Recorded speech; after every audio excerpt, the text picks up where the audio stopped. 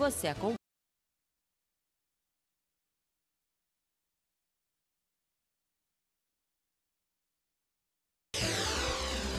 Você acompanha Jornal da Rede Alesp.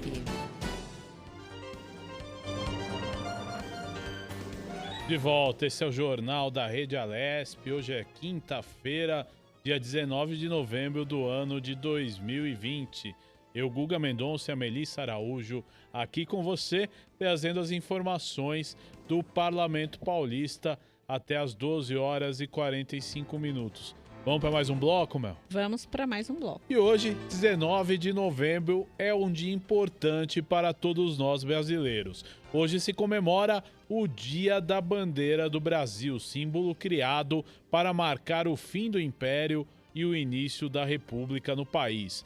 E por isso que a data é comemorada 4 dias após a proclamação da República ocorrida no dia 15 de novembro de 1889. A bandeira do Brasil faz parte do nosso conjunto de símbolos nacionais, manifestações gráficas e musicais de importância histórica que representam a identidade do país, sendo o hino, as armas e o selo nacional nossos demais símbolos. E a Companhia de Desenvolvimento Habitacional e Urbano, a CDHU, entregou 10 casas na cidade de Paulistânia, região de Bauru. Para evitar aglomerações e a disseminação da Covid-19, a cerimônia ocorreu de forma virtual. O desencerramento da placa inaugural foi na capital, na sede da pasta, com a participação do secretário de Estado da Habitação, Flávio Amari, e do diretor de atendimento habitacional da CDHU, Marcelo Ercolim. Já a entrega das chaves dos imóveis ocorreu no município de Paulistânia. Segundo a CDHU, o investimento foi de R$1.100.000 no conjunto habitacional Valentim Cadamuro, localizado na rua Manuel Ferreira Menino, sem número, no bairro do Limoeiro. E temos mais entrevista aqui no Jornal da Rede Alesp. Nós vamos falar agora com José Wellington Bezerra da Costa Neto. Ele é juiz assessor da presidência do Tribunal Regional Eleitoral de São Paulo, o TRE São Paulo. Ele nos fala sobre as eleições 2020 e nos traz um balanço do primeiro turno das eleições e recomendações para o segundo turno. Bom dia, Dr. José Wellington. Seja bem-vindo ao Jornal da Rede Alesp. Bom dia, Mel. Bom dia, Guga. Para o TRE de São Paulo, é uma satisfação toda especial falar com a Alesp, com a Assembleia Legislativa do Estado de São Paulo, por meio da rádio. Nós agradecemos de antemão esse espaço que nos é concedido para trocarmos ideias, informações de máximo interesse público sobre o nosso processo eleitoral. Muito obrigado, muito bom dia também a todos os ouvintes. Doutor, qual o balanço geral que nós temos do processo eleitoral num todo do primeiro turno das eleições no estado de São Paulo? Tivemos ocorrências graves, doutor? Bom, eu dividiria essa análise, né, do balanço em dois momentos. Primeiramente, aquilo que é a atribuição mais direta e específica dos tribunais regionais, que é a organização administrativa do processo eleitoral em cada estado, né? E depois o processo de envio de dados, de totalização, que foi aquilo que sucedeu após as 17 horas. Com relação ao primeiro aspecto, nós temos aqui um relato absolutamente positivo, diante, inclusive, de perspectivas as mais pessimistas que eram feitas em face do cenário de pandemia, algumas previsões até catastróficas. Felizmente, nós tivemos um processo eleitoral que transcorreu com absoluta tranquilidade. Nós tivemos, dentre os últimos processos eleitorais, dos menores números de ocorrências policiais, considerando a dimensão do estado de São Paulo, são 33 milhões de eleitores, é praticamente um país dentro de outro país. Nós tivemos, assim, cerca de 2 dezenas de ocorrências policiais, de coisas absolutamente corriqueiras, que são esperáveis. Tivemos um número ínfimo de troca de urnas, são mais de 85 mil urnas em operação, foram um pouco mais de 500 urnas trocadas, então é um número bem pequeno, e trocadas com eficácia, né, por urnas de contingenciamento, que, enfim, atenderam a sua finalidade. a questão da observância dos protocolos sanitários. Onde estivemos, os relatos foram de que esses protocolos foram observados com exatidão, as pessoas atuando com muita consciência, os mesários atuando de uma forma absolutamente escorreita. Enfim, o balanço para nós foi extremamente positivo. Doutor, a gente sabe que a gente está vivendo um momento difícil, atípico, né, para o mundo inteiro, que é a pandemia. E a gente tinha uma expectativa de haver um impacto da pandemia no processo eleitoral, de alguma forma. Como que vocês avaliaram esse impacto aí na prática, né, no que aconteceu no resultado da eleição, no transcorrer da eleição? Bom, a grande expectativa que se tinha era que o cenário de pandemia gerasse uma abstenção superlativa, né? Chegou-se até a cogitar num número de 50% de eleitores ausentes às urnas. E, felizmente, o que se verificou foi um ligeiro aumento da abstenção, mas nada nem próximo daquilo que se poderia esperar. No estado de São Paulo, nós tivemos uma abstenção de 27,3% de eleitores. Na capital, 29,29%. No ano de 2018, no estado, a abstenção foi de 21,5%. Então, é um aumento aí substancial, de cerca de 6 pontos percentuais, mas considerando, como eu falei, esse cenário de pandemia, considerando aquilo que se poderia esperar, aquilo que se projetou, o resultado é extremamente favorável. E só lembrando que no cenário nacional esse número ainda é menor, ficou em torno de 23%.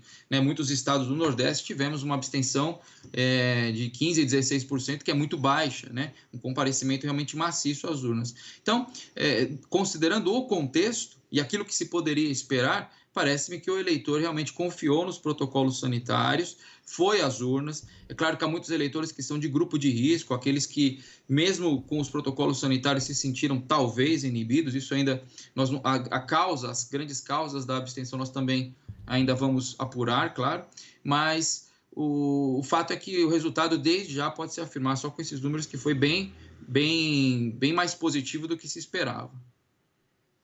Agora, doutor, isso foi notório, né? Tivemos lá o atraso na apuração. Eu quero saber a perspectiva para o segundo turno. Nós vamos ter uma celeridade maior aí na apuração? Isso vai depender da demanda dos dados lá para o TSE? Como a gente pode fazer uma previsão aí deste segundo turno, já que também não são todas as cidades que fazem, por ser somente a eleição, né? O majoritário se torna mais rápida, né? Exatamente, né? Assim, independentemente da explicação com relação à lentidão, que foi um problema relacionado à calibragem da inteligência artificial do computador central no Tribunal Superior Eleitoral, só pelo fato da redução substancial de dados que serão transmitidos no segundo turno, isso já indica que nós teremos um processo de totalização muito mais rápido, né? Certamente com a duração usual que se espera, né? Em São Paulo, nós tínhamos, né, no primeiro turno, 645 municípios em eleição, além dos votos para os cargos majoritários, os votos também das eleições proporcionais, e temos 16 municípios indo para o segundo turno só para votos majoritários, né? Só votos majoritários. Então, é evidentemente uma redução, a proporção de dados que serão transmitidos agora é infinitamente inferior à que foi transmitida anteriormente. Além disso, o problema que envolveu a calibragem do sistema de inteligência artificial foi resolvido. E até na nota técnica que o TSE divulgou, eles deram um exemplo que acho que torna bem clara a explicação do problema. O sistema de inteligência artificial desse computador que foi adquirido pelo Tribunal Superior Eleitoral, vamos compará-lo, por exemplo, a um aplicativo de trânsito, né? Então, o sistema tinha uma previsão de dados a serem recebidos que equivaleria, por exemplo, a você verificar como é que está o trânsito no seu trajeto 2 horas antes de você sair. Então, ele tinha essa previsão de dados a serem recebidos. Como é que ele funciona no geral? Quando esses dados começam a ser transmitidos, ele refaz o seu processo, o seu plano de execução, de processamento daqueles dados. Como você que atualiza o seu aplicativo de trânsito na hora que você vai sair de casa, na hora que você está na garagem do prédio, para verificar o estado atual do trânsito e o melhor trajeto agora. O que aconteceu foi a ausência dessa atualização. Daí porque o módulo de inteligência artificial ficou com os dados prévios desatualizados e o plano de execução acabou sendo mal gerido e gerou a lentidão. Esse aplicativo, esse computador, esse módulo teve de ser reinicializado como se você fechasse e abrisse de novo o seu aplicativo de trânsito, né? E foi isso que foi feito. É claro que nós estamos fazendo uma comparação para tornar mais clara a explicação, só que nesse tempo de reinicializar, nós estamos falando de um sistema, né, gigantesco, né, com uma quantidade infinita de variáveis, é claro que tomou um tempo considerável, e daí o atraso que foi verificado. Doutor, a gente teve conhecimento que o Tribunal Superior Eleitoral sofreu um ataque de hackers na manhã do dia 15, né? E aí, eu queria saber do senhor se isso pode interferir na lisura da eleição, do processo eleitoral, de um modo geral, na legitimidade, e como é que fica a proteção de dados? É bom destacar muito que esse ataque hacker não teve relação com o processo de apuração e transmissão de dados. Foi um ataque ao sistema de serviços da Justiça Eleitoral. Então, por exemplo, o sistema do e-título acabou sendo afetado. O ataque é um ataque que se chama de negação de serviço, né? Que é inchar os acessos ao sistema de modo que o sistema não consiga processar. Então, foi um ataque que gerou 436 mil acessos por segundo. E é óbvio que essa é uma quantidade de acessos completamente irreal para os fins a que o aplicativo e os sistemas da Justiça Eleitoral se destinavam. Então, gerou a instabilidade no e-título, gerou algumas instabilidades no sistema do próprio TSE. Só que isso não tem relação nenhuma com o processo eleitoral, com a votação e com a totalização. Aliás, tanto que, um dado interessante, em alguns municípios de São Paulo, o município de Socorro, por exemplo, municípios em que há menor quantidade de sessões eleitorais, então você tem menos BUs, com a demora, os próprios correligionários, fiscais e partidos, com os BUs, fizeram a soma e tinham o resultado da eleição antes de sair, né, pelo TSE. Agora... Então, o resultado foi fidedigno depois, né? Então, a questão do ataque hacker não teve relação nenhuma com questão de urna, transmissão de dados, de totalização. O TSE funcionou como uma grande calculadora para somar os votos que já tinham sido apurados, né? E claro que agora a Justiça Eleitoral sempre se atualiza, né? Sempre há manutenção dos sistemas para evitar esse tipo de ataque e os seus efeitos maléficos. É claro que, mais uma vez, haverá novas atualizações, haverá a criação de novas barreiras para evitar que ataques como esse se repitam, mas... Claro que não são desejáveis, mas em tempo algum estes ataques colocaram em risco o processo eleitoral, que é a finalidade última, né, da Justiça Eleitoral. Foram ataques que acabaram atingindo facilidades, utilidades, serviços anexos, acessórios à atividade principal da Justiça Eleitoral. Agora, doutor, é importante também a eleição aproximadamente daqui a 10 dias, né? E os casos, principalmente no estado de São Paulo, e lógico, é um reflexo no país inteiro, os casos da Covid-19 têm aumentado. O senhor acha que isso pode ser um fator aí para que a gente tenha um maior número de abstenções? E pergunto mais, quem tiver com sintoma não deve ir votar? Essa orientação que vocês dão aos eleitores? Olha, a questão do aumento dos casos é um problema de política pública sanitária, claro que nos atinge, mas nós devemos observar as orientações das autoridades sanitárias do Estado. Então, por exemplo, se houver uma reclassificação do status, né, da cidade, né, ou do Estado, em relação a contaminações, né, eventuais decretações de medidas restritivas, etc. Tudo isso deve ser avaliado à medida que aconteçam. Neste momento, né, apesar do aumento do número de casos, nós não tivemos nenhuma imposição de medida restritiva mais gravosa. Quem tiver sintomas de Covid, evidentemente, não deve votar. não deve comparecer às urnas. A Justiça Eleitoral não tem como proibir o voto, né? Isso foi até uma questão que no dia da eleição foi muito divulgado. Quem está com Covid está proibido de votar. A Justiça Eleitoral não tem condições de fazer esse filtro. O voto é obrigatório, seja para quem está com Covid, seja para quem é do grupo de risco. Mas estas pessoas que estão com sintomas devem justificar a sua ausência às urnas. Se elas estiverem no seu domicílio eleitoral, vão justificar a partir do dia seguinte às eleições, tem um prazo de 60 dias para fazê-lo.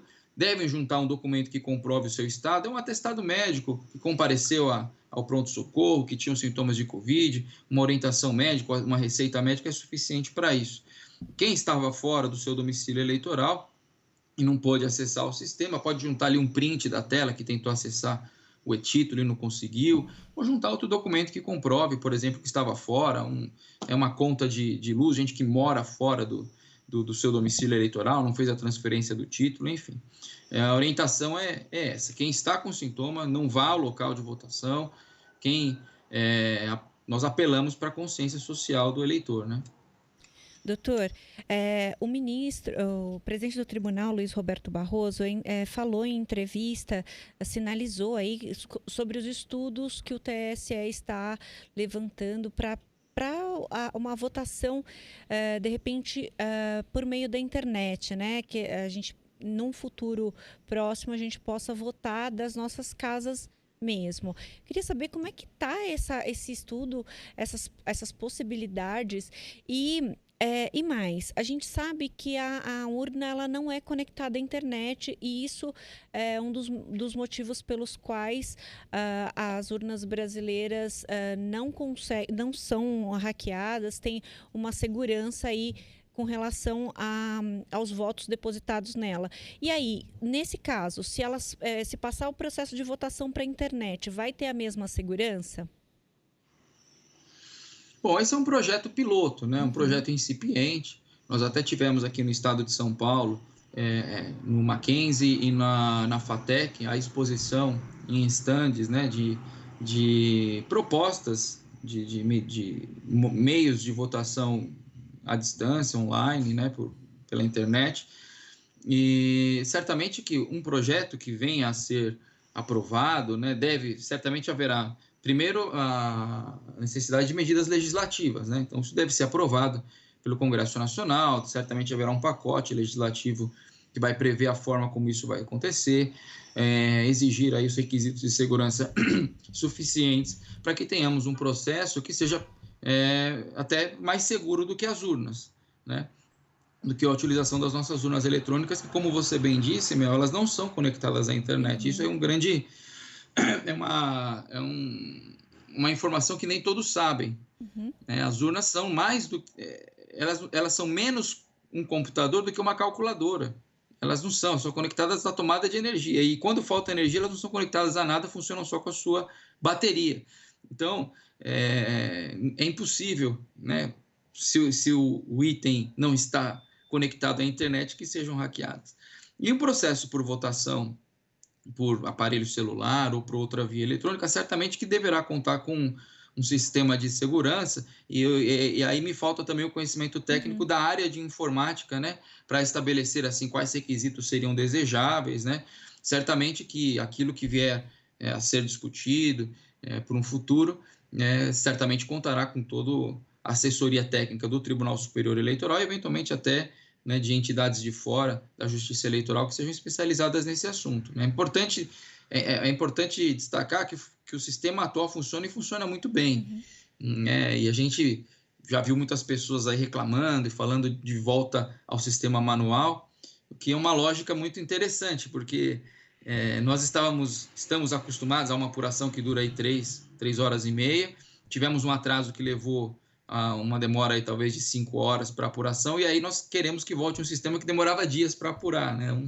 Então, na verdade, nós ficamos até um pouco mal acostumados, né, com o nosso sistema eletrônico de votação, e é um atraso que, se comparado às outras alternativas, é mínimo, né? Isso aí. Agora, doutor, é importante também a gente fazer uma pergunta.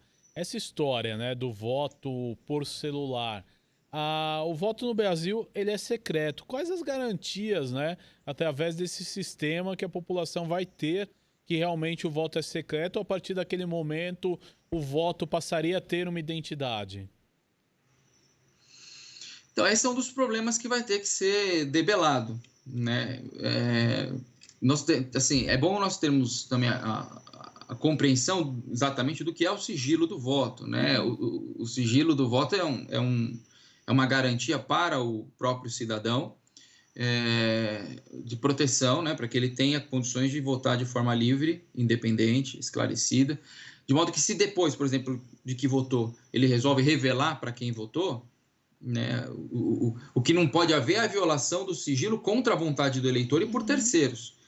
Então, se o eleitor, por exemplo, usando o celular, resolve mostrar publicamente para quem está votando, ele abre mão dessa proteção que é conferida a ele, né? Então, é preciso distinguir as situações, porque hoje, na cabine de votação, mesmo aquele eleitor que não faz questão do sigilo, ele acaba sendo resguardado, porque a cabine de votação é inviolável, né? Agora, aquele eleitor que, por exemplo, vier votar por um celular, estará fora fora de um ambiente como é a cabine de votação. Hoje ele pode votar na presença de outras pessoas, com outras pessoas vendo, né? Mas aí houve uma voluntariedade dele de abrir mão, né, de renunciar ao seu direito ao sigilo. Agora, a questão de eventual violação por parte de terceiros, como eu te falei, é uma questão técnica, né? Certamente que deve haver alguma forma de ocultar os IPs, de embaralhar os IPs, né? Eu sei que há entidades que já utilizam, claro, numa dimensão infinitamente inferior do que seria um processo eleitoral aqui no Brasil, mas que utilizam sistemas de votação eletrônica por celular ou por site, né? E o máximo, né, também que se pode pensar é que um IP pode ser identificado, né? O que não significa também que se identificou o autor do voto, né? Você tem, em geral, potencialmente mais pessoas que utilizam o mesmo IP, enfim. Mas realmente é um problema a ser equacionado, um problema técnico, né, a ser equacionado. Como que vai se ocultar o IP de um computador que acessou um sistema de votação? Isso vai ter que ser discutido. A gente sabe, o senhor deixou assim super claro isso, que é um projeto piloto que é possível acontecer e que vão ser feitos vários estudos para que seja viabilizado. Mas eu acredito que um dos grandes impactos, se o projeto se tornar realidade, é de não haver mais os santinhos no dia da votação, que é um problema ambiental, né, doutor? Como que vocês tratam essa questão hoje, do monte de papel que ainda insistem em distribuir no dia da eleição e acaba sujando tudo em volta e acaba até gerando um gasto ali para o poder público muito grande para limpar toda aquela sujeira? Como é que vocês tratam dessa questão nesse momento? Você abordou muito bem a questão. Isso tende a desaparecer, porque hoje o candidato inteligente já percebeu que com uma rede social ele atinge muito mais pessoas do que ele atingiria com os santinhos que são jogados, né? Raramente as pessoas guardam um santinho levam para casa e vão olhar, enquanto que aquilo que é enviado num celular, que ele acessa pela rede social, ele acaba vendo com muito mais atenção. Mas infelizmente é um problema que perdura, né? Nessas eleições foi um problema mais reduzido, né? Mas infelizmente ainda acontece. Agora é bom destacar que esse derrame de santinhos, a pura distribuição no dia da eleição é crime de boca de urna. Aliás, inclusive a distribuição virtual no dia da eleição é crime de boca de urna, né?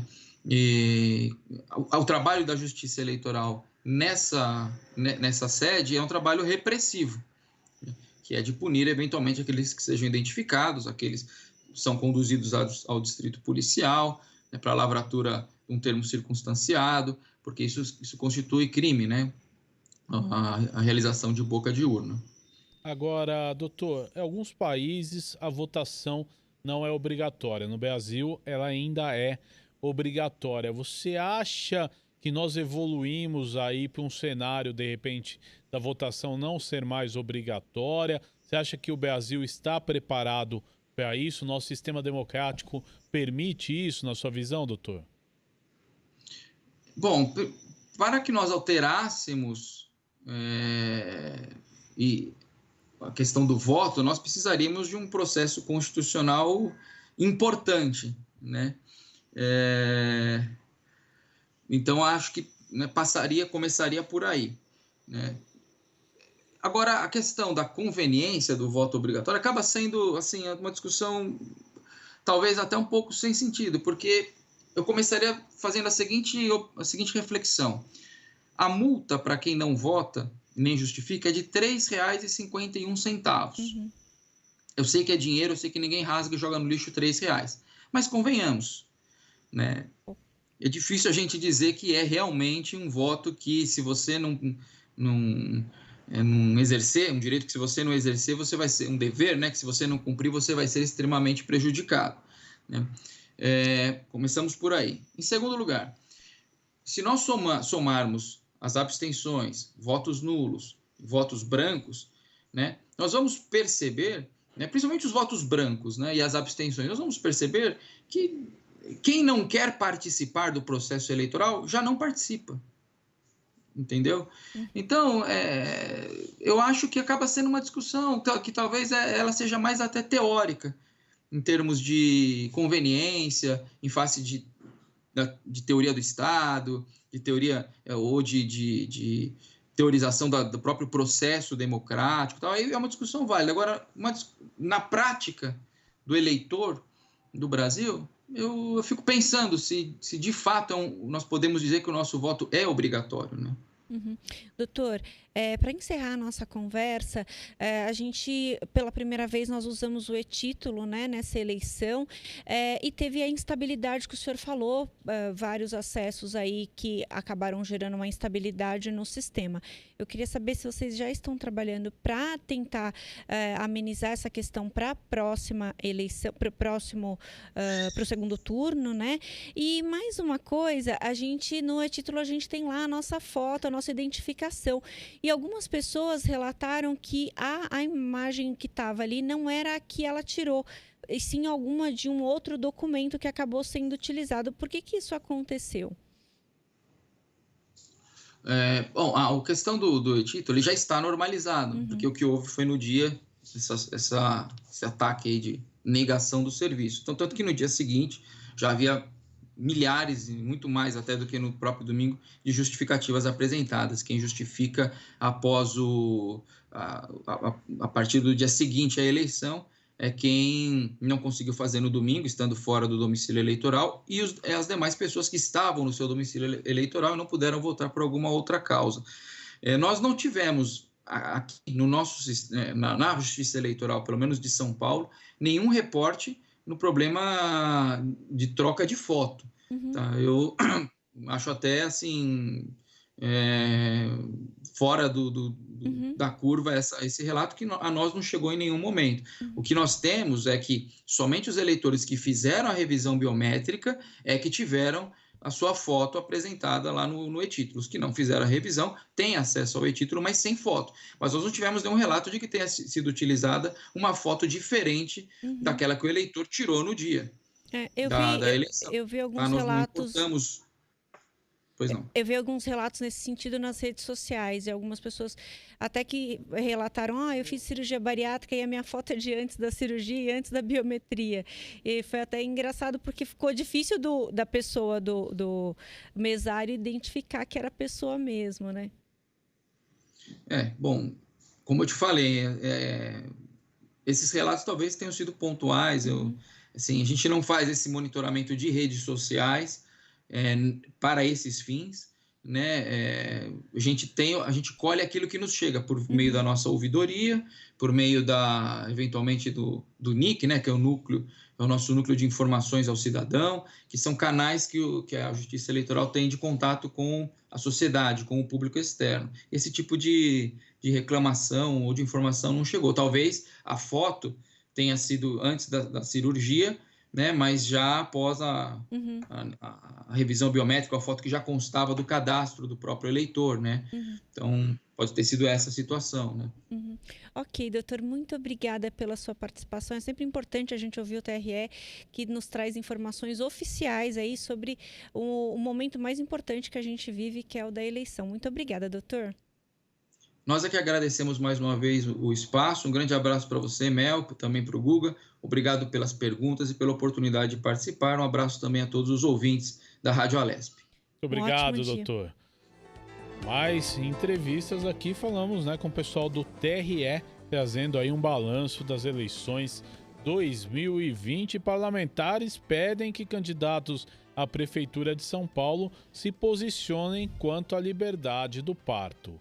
Em sessão plenária da Assembleia Legislativa, a deputada Janaína Pascoal, do PSL, afirma que na rede pública se realiza somente os procedimentos padrão em detrimento à cesariana. Houve e seguirão ocorrendo mortes de bebê. Ontem, inclusive, houve uma morte de bebês pela ditadura do parto normal.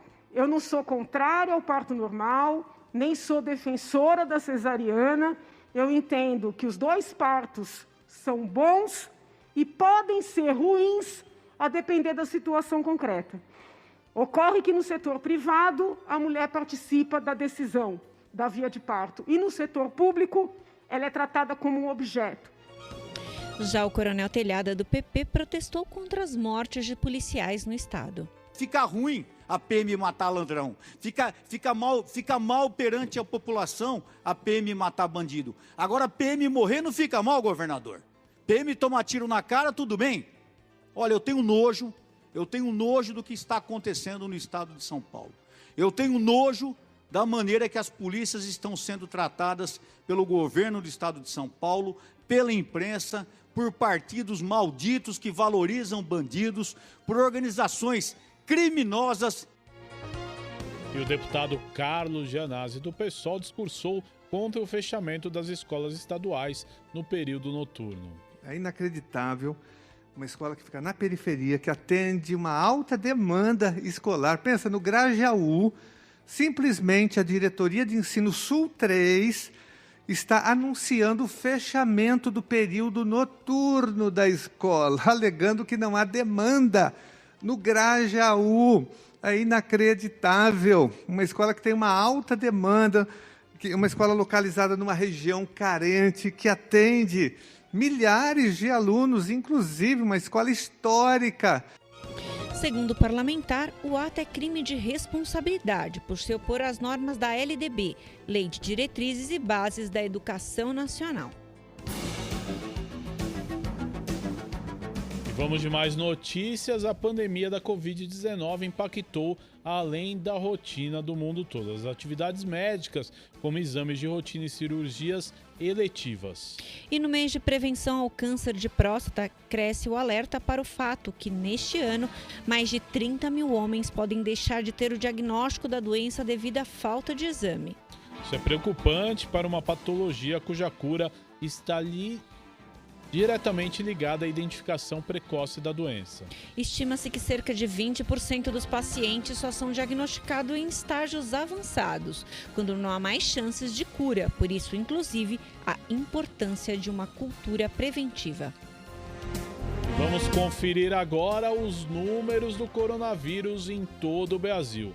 167.526 mortes confirmadas até às 8 da manhã desta quinta-feira, aponta um levantamento feito pelo consórcio de veículos de imprensa a partir de dados das secretarias estaduais de saúde.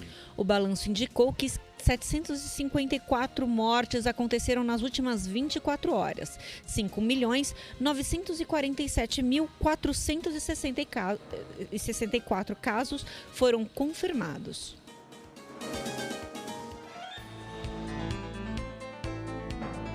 No jornal da Rede Alesp, também dizendo que daqui a pouco tem mais entrevistas aqui e os resultados dos estudos clínicos da Coronavac, a vacina em desenvolvimento em parceria entre o Instituto Butantan e a farmacêutica chinesa Sinovac, foram publicados pela revista científica Lancet ontem à noite. A publicação mostra que a vacina é segura e tem capacidade de produzir resposta imune no organismo 28 dias após a sua aplicação, em 97% dos casos. Os resultados publicados, que contam com a revisão de diversos cientistas, são considerados mais um passo importante para o desenvolvimento da vacina. Ela está em fase 3 de testes em diversas regiões do Brasil, desde julho deste ano. A fase 1 e 2 reuniram 744 voluntários na China, com idades entre 18 e 59 anos. Os dados mostram que as reações adversas foram leves e nenhum efeito adverso sério relacionado à vítima foi identificado. A reação mais comum foi dor no local da aplicação. A taxa de soroconversão entre os voluntários que receberam a vacina, ou seja, a produção de anticorpos, ficou acima dos 90%. Em fase final de estudos, no Brasil, a Coronavac é considerada uma das vacinas mais promissoras do mundo, de acordo com a Organização Mundial de Saúde, a OMS, e vem sendo testada em 7 estados brasileiros, além do Distrito Federal. Coordenado pelo Instituto Butantan, os testes envolvem 13 mil profissionais de saúde em 16 centros de pesquisa de São Paulo, Rio de Janeiro, Minas Gerais, Rio Grande do Sul, Paraná, Mato Grosso do Sul e Distrito Federal. Até o momento, mais de 10 mil pessoas já receberam ao menos uma das 2 doses da vacina ou do placebo. E agora vamos conferir os destaques que marcaram esse primeiro bloco do Jornal da Rede Alesp. 6 municípios paulistas estão entre os 10 mais competitivos do Brasil, de acordo com a primeira edição do ranking de competitividade dos municípios, que está sendo divulgado nesta quinta-feira pelo Centro de Lideranças Públicas, o CLP, em parceria com a startup Golve e com o Sebrae.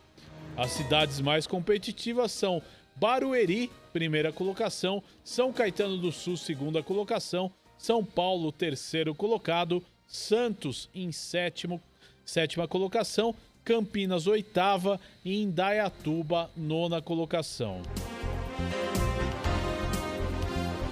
E o Jornal da Rede Alesp informando tudo sobre o Legislativo Paulista vai para um rápido intervalo. Voltamos em instantes com mais informações.